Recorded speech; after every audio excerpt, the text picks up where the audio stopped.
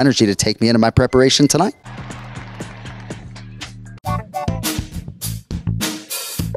This is the Schmo with the pro, with the greatest play-by-play man in the 21st century. He doesn't need an introduction, but we're giving him an introduction either way. He's Jon Anik in the flesh, Salt Lake City, UFC 307. How we doing? I'm about energy as one thing that we are drawn to, one thing that you can control, whether it's Joe Rogan today at the ceremonial weigh-ins or you bringing it every goddamn time. It's great to be with you. 2 times we called pay-per-view fights, iconic schmoments. We saw the head kicks. We saw evening as it's trademarked, one more sleep. One more sleep until UFC 307, and could we get a pay-per-view every year for 3 successive years?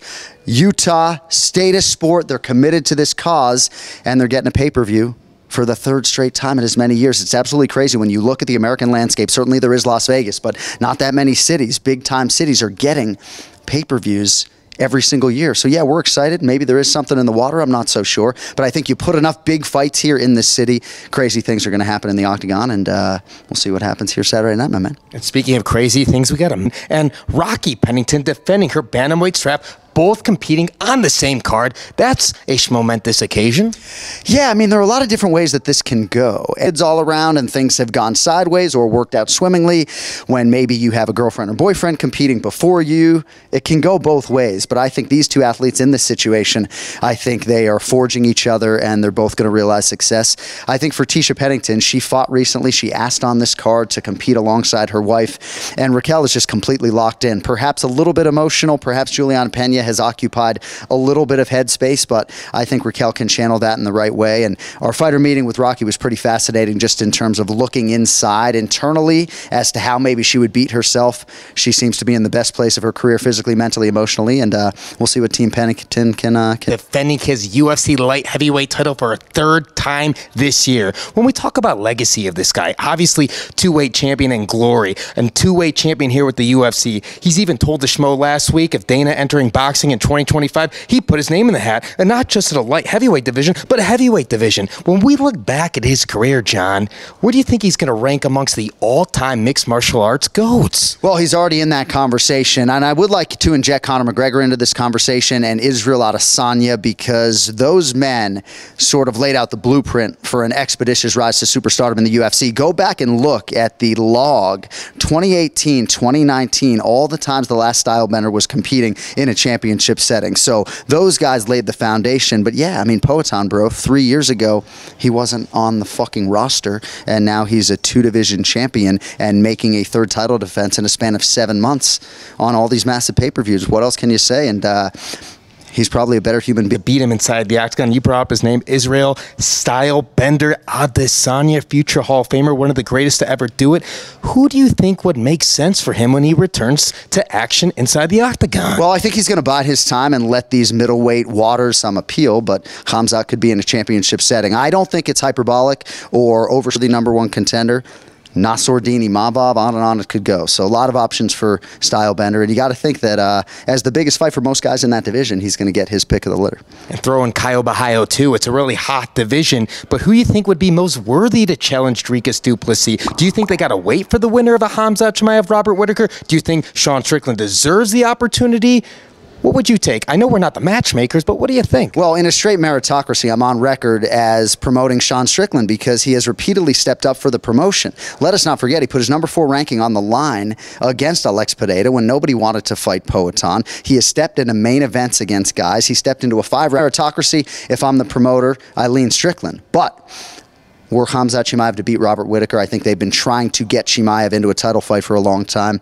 Some meat on the sort of sat on the fence a little bit, but Strickland for me in a straight meritocracy. Another great division of the UFC, it's been a great division for years, is the lightweight division. The Schmo spoke to Justin Gaethje earlier today. We're approaching 6 months since that knockout. He's ready to train. He's ready to chomp in the bit. He's ready to turn in March. Oh, smash those cookies, though. Chocolate chip or oatmeal? Chocolate chip. I wish they were oatmeal, but they're chocolate chip. Chocolate chip. Who do you think makes sense for him? And we also got Dustin Poirier, who's on record saying he's got one more fight left within him. So these guys are my friends. I've spoken to both of them extendedly as to who might be next. I think for Justin Gaethje, there's upside in the Alexander Volkanovski fight, but Volk seems sort of tunnel visioned when it comes to the featherweight championship right now. I know a lot of people, there's a groundswell of support for a fight between Renato Moicano and Justin Gaethje. I'm just not sure that that is a fight that is going to be of mass appeal to Justin Gaethje right now. As far as Dustin Poirier is concerned, I'm not sure the Gaethje trilogy is the fight. For Justin, you may want to end that series on the result you had at UFC 291. I'm just not sure that's going to be the fight unless it's sort of a last resort. So for DP, there's some American top team teammates that I think convolute things a little bit. But Nate Diaz would probably be the guy if he's back in competition that I think would be most appealing to Dustin, even if the fan base suggests. Months and months now. If this is going to be the last fight for John Bones Jones at Madison Square Garden and Stipe Miocic, the greatest UFC heavyweight of all time, John Bones Jones, the greatest mixed martial artist of all times, just to keep the heavyweight division moving, why not create a GOAT bout? We've created a BMF bout. Have them fight over a GOAT bout. That way, Tommy Aspinall can unify or just be the outright heavyweight champion just to keep things moving forward. What do you make of that situation? I don't hate the idea, but I think GOAT is so open to interpretation, whereas I could list for you 25 to 35 fighters right now who I would classify as bad motherfuckers who could fight for a BMF belt. So I actually have been suggestive of maybe a second BMF belt in a different division, perhaps 85 or 205. I understand sort of the sentiment, and given sort of the cloudy nature of things and the layoffs and Tom Aspinall and everything else, I think it has some merit. I'm just hoping we get to November 16th. We get finality with a result between Stipe and John Jones, and believe skill for skill could go down as the best heavyweight of all time. 'Twas the eve before UFC 307. Do you have any rituals that you're going to be doing tonight that you don't tell people about? Let's just say one or two extra things, maybe because it's Salt Lake City, because we've seen such great results inside these confines that you do a little extra something?